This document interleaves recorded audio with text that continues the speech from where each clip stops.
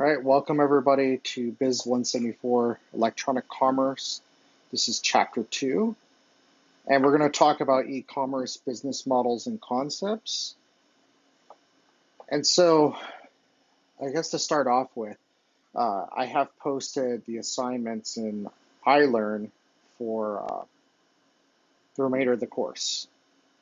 So there is one assignment that's very relevant to this particular chapter, so you might want to take a look at it.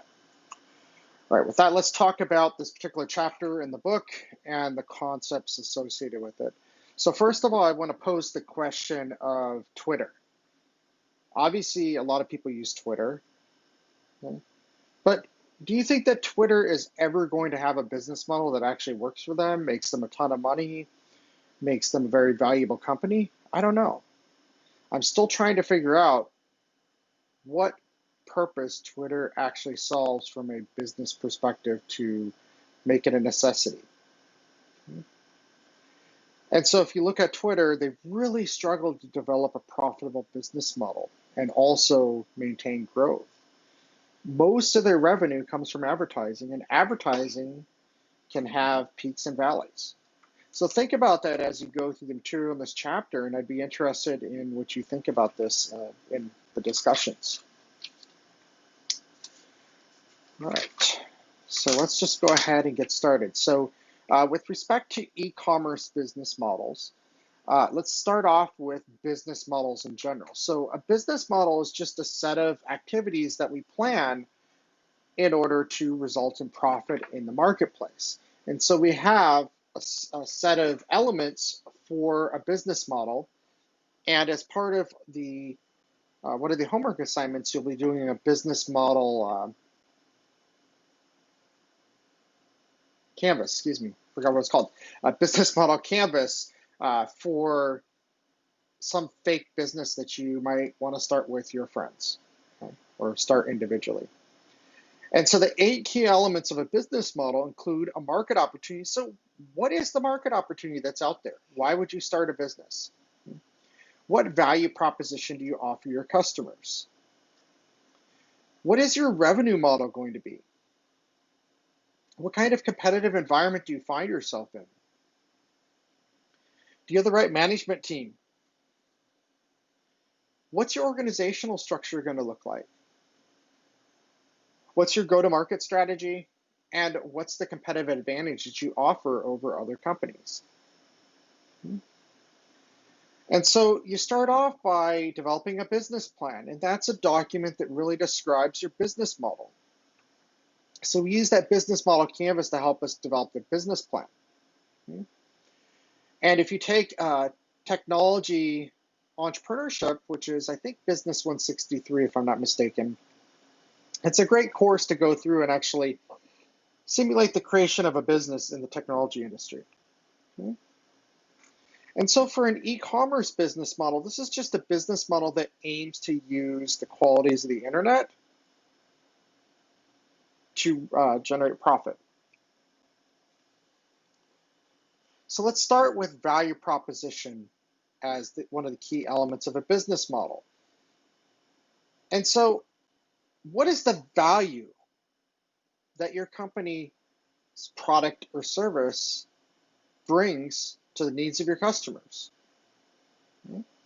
So what is that value proposition that you have? The second thing is your revenue model. So this is going to tell you how you earn revenue, how you get profits, and how you eventually return on the capital that others have invested, or perhaps you've invested yourself in the business. Okay. Some companies go for an advertising model, and this is where we get fees for providing advertisements for other businesses. Sometimes we use a subscription model. So we provide a service for a fee, and we might provide that fee for, or charge that fee for any service, or it might be certain types of services. We might have a freemium strategy where we give away a product or a service, and then we have a higher level of the product or service that we charge for. We could have a revenue model that's based on a transaction fee. So if we enable or execute a transaction, we get a fee from that. We could have a sales revenue model where we're getting income from selling goods or services. We could have the last thing here is affiliate model. So a good example would be, say, having an Amazon affiliate link on our website with products that are related to the content that we are posting on our website. People click on it and it goes through the affiliate link to Amazon and delivers a customer to Amazon, and we get a portion of whatever they purchase. Now, a lot of businesses actually go across all these different areas. Okay? So next, let's talk about the market opportunities. So this is the intended market space and potential opportunities available to a firm in that market space. And a market space is just an area of actual or potential commercial value in which you intend to operate as a business.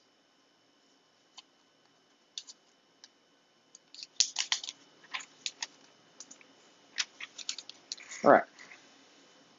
So if we look at some of these examples, so advertising models, we have Google and the Facebooks and the Twitters of the world. Subscription, Netflix, you pay a subscription, Disney Plus, Hulu, etc. Transaction fees, so Ameritrade, E-Trade, eBay, PayPal, that sort of thing. Okay. Sales, Amazon's an example. REI's website, that sort of thing. And then affiliate marketing, I gave the Amazon example. Okay. Competitive environments, this is other companies operating in the same space selling similar products. So what does your competitive market environment look like? Okay. Now, some companies have a competitive advantage if they can produce a superior product or have a much lower price than their competitors. Okay. Sometimes we have a competitive advantage for being the first mover. So an example would be Amazon Web Services was the first mover in the, or sorry, was a first or early mover in the infrastructure as a service cloud space. Okay. So they effectively will lease compute infrastructure and storage to other companies. They are so far ahead of the next two players, Microsoft and Google. But that gap is closing. They still have a first mover advantage. They were the first there. Our market strategy, that's the plan we put together for how we're going to enter a market and attract new customers. Okay. So that could be a social media strategy, or it could be any other type of market strategy that we might have. Okay. Organizational development is our plan for how we're going to organize the work that we need to accomplish. So maybe we organize ourselves into functional departments. Maybe we organize ourselves by product. In the beginning, we probably hire people who are going to do multiple tasks, and as we grow the business, we're able to get more specialized. Okay? And so if you look at any type of growth company, you see this type of pattern. Okay? So you go do some research on some of the growth companies that are out there today, and you'll find that they started off with, maybe when they were 50 employees, everybody pretty much did a bit of everything. When they got to 100, they started seeing segmentation in certain roles. By the time they reach 1,000 and 10,000, people are pretty specialized in a particular area. And then the management team. This is the most important element of your business model. You've got to make sure you have the right management team who can actually execute on getting the work done and pulling off the business model. Okay? Now, as part of the process, you have to raise capital. And so if you don't raise enough capital, you can't operate effectively. Okay? So a lot of times a business is bootstrapped. Okay? So in the case of when I ran a business, I bootstrapped it. Okay? And so I funded it out of my own personal savings. That was my seed capital. There are other ways to get seed capital. You could go to your friends and family. You could potentially, if you own a house, you could take out a home equity line of credit. could use your credit cards, you could use savings, etc. Okay? But once that capital is exhausted, if you don't have enough revenue, you won't be able to get other capital. Okay? Now, you might be able to get capital from incubator. That's probably pretty common. Getting it from a bank is probably unlikely unless you have a pattern of strong revenue. Angel investors are a great source, and venture capital firms used to be a great source, but we've kind of shifted away from VCs providing early stage capital. Okay?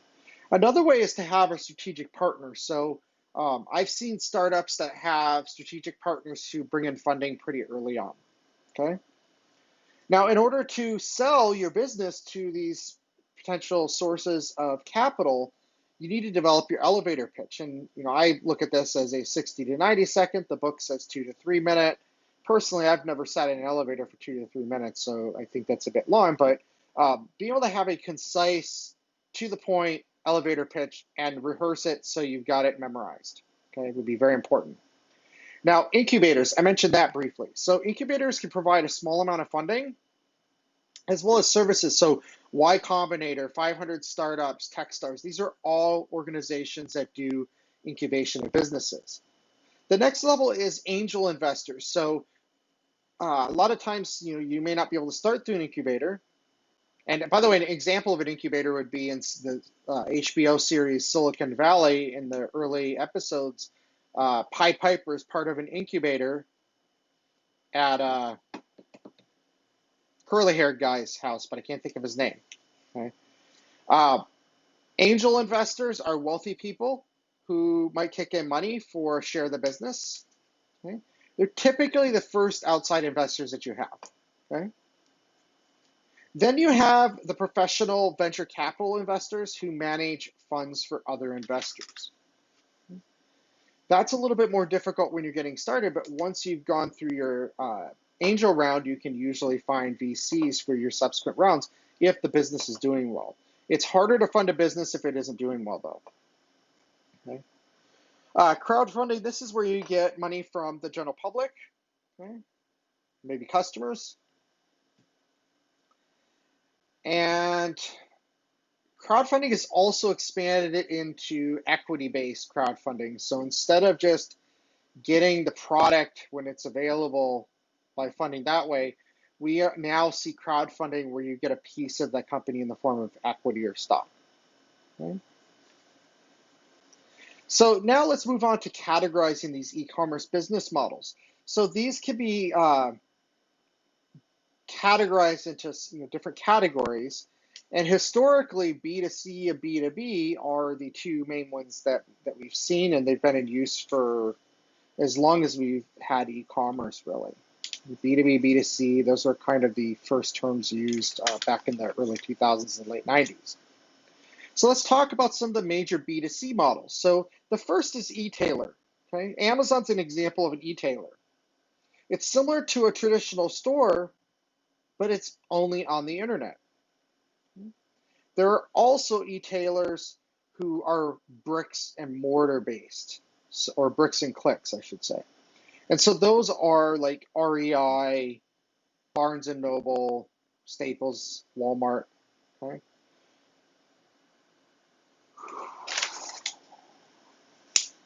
All right, so very important for you to look at before we move on is on page 74 of the 2019 book. It's table 2.5 e-commerce enablers.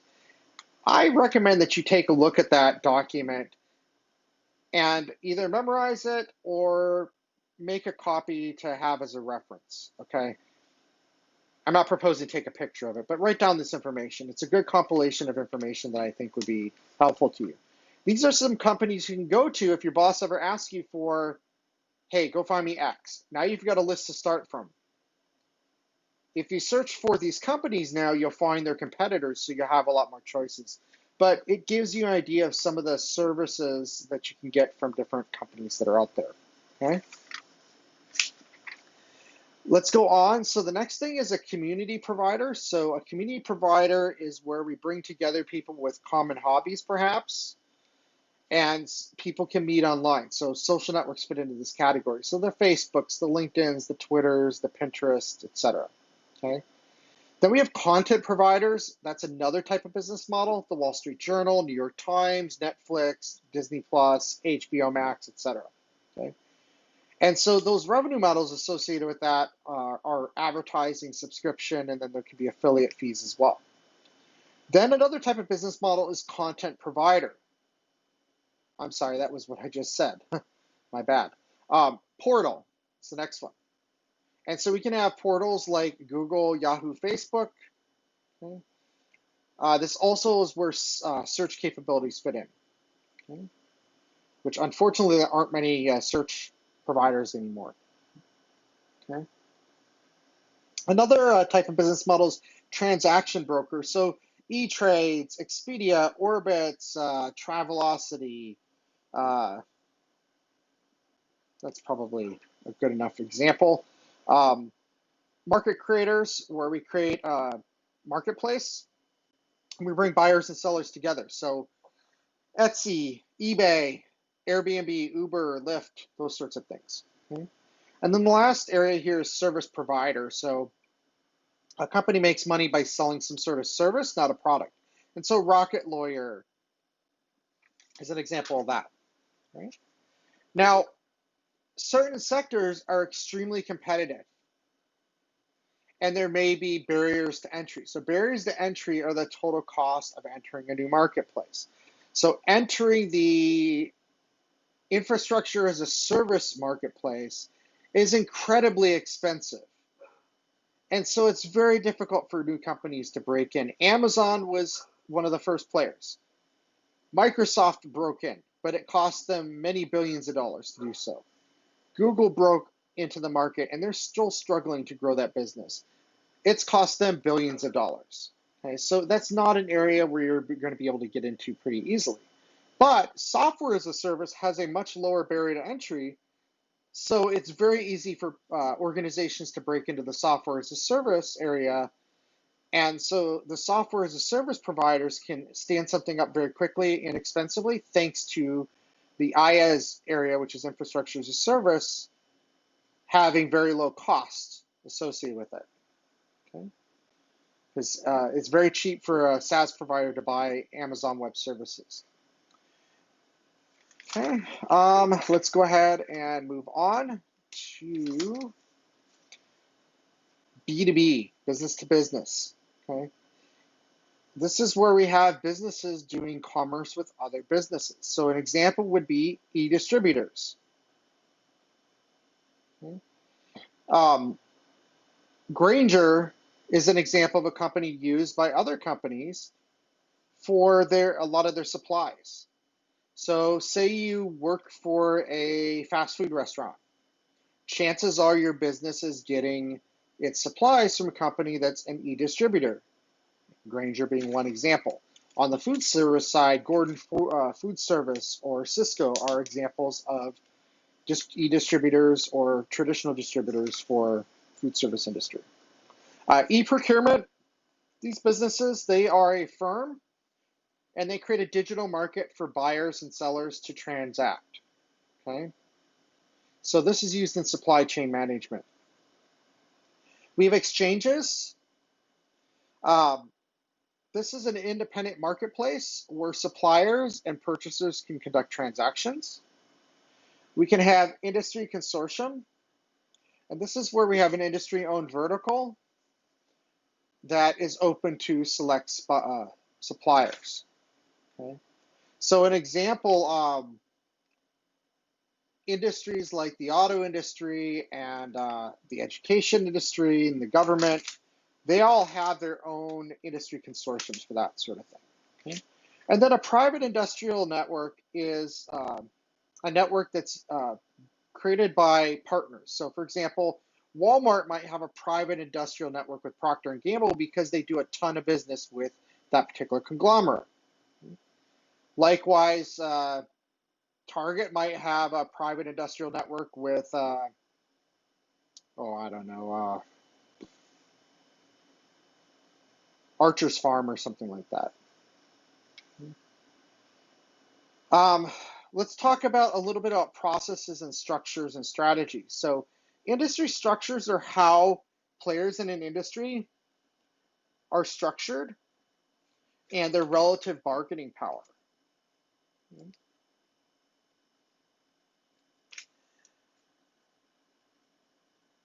Now, if we're considering a business model and the potential long-term profitability of that business model, we might do an industry structural analysis. And this is when we try to understand the nature of competition in a particular industry, whether there are substitute products available, what are the barriers to entry, and the relative strength of the buyers and sellers. Okay. We can have industry value chains. And so if you remember from Business 101, Porter's Five Forces model, we talked about value chains in that section of that course. So if you're not familiar, you might do some additional research on the Porter Five Forces model.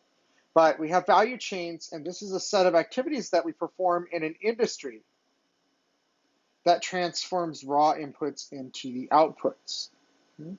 Within a firm, we can have a value chain as well. And that's, again, a set of activities that a particular firm engages in to create their final outputs from the raw inputs. And then we have value webs in a firm, and these can be a networked ecosystem of businesses that coordinate value chains across several firms. Okay. Next, let's move on to business strategy. So this is our plans for achieving our long-term returns on the investor's capital. Profit is a difference between the price that we're able to charge and our cost of producing. Okay. And then differentiation is how can a producer make their product or services unique so we can distinguish it from a competitor. When we have commoditization, we have no differences between the products of our own firm and our competitors, okay, other than price. And so an example today of commoditization is hardware. Computer hardware is now a commodity item. Okay? If we have a strategy of cost competition, we're going to offer products and services at a much lower price than our competitors will. If we have a scope strategy, then we're competing in all markets globally and not just focused on one particular region or a local market. If we have a niche or focus or market niche strategy, we're competing within a narrow market or product segment. And customer intimacy is where we focus on developing very strong ties with our customers to increase their switching cost.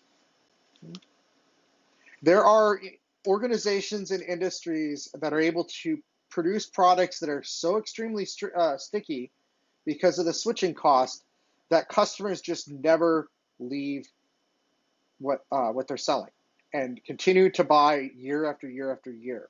Okay? And large ERP systems are a great example of this. They are so costly to replace that companies just stick with what they have. So it's lucrative money year after year that just keeps rolling in. A prominent example of this is, even within the UC system, the switching cost it took for the time that we initially pitched the idea of switching the payroll system and accounting system for the whole UC system. We pitched that in 2007, I believe. That project just wrapped up a few months ago. Okay, so we're talking 13 years to do a transition of an ERP system. Nobody's going to want to undergo that again for a very long time. It's a very sticky system. Disruptive technologies, these will just completely disrupt a business's business model. Okay? And digital disruption is when we use changes in technology to disrupt that particular business model. Sustaining technologies, on the other hand, they're technologies that enable us to have small incremental improvements to our products or services, but not anything that's disruptive. Okay?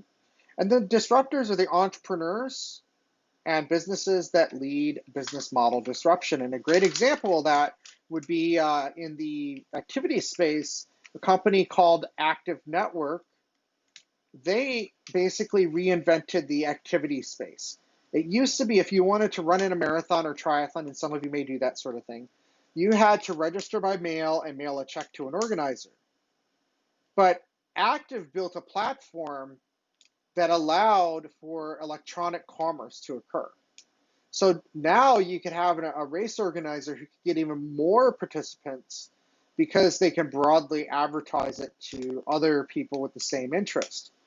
And so it created this network effect of people signed up for races and registered. And then because more people registered, more event organizers joined the platform. As more event organizers joined the platform, you ended up with more people racing, which led to more events, which led to more racing, and so on and so forth, until you had this constant growth of the market. Okay? Now, the last area I'm going to talk about just very briefly is careers.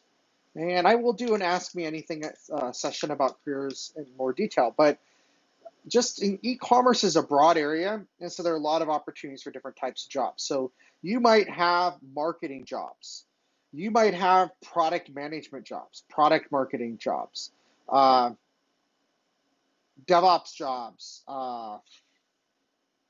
all the back office jobs that go into e-commerce, finance and legal and all these things. So there's a broad area of jobs in e-commerce. Okay?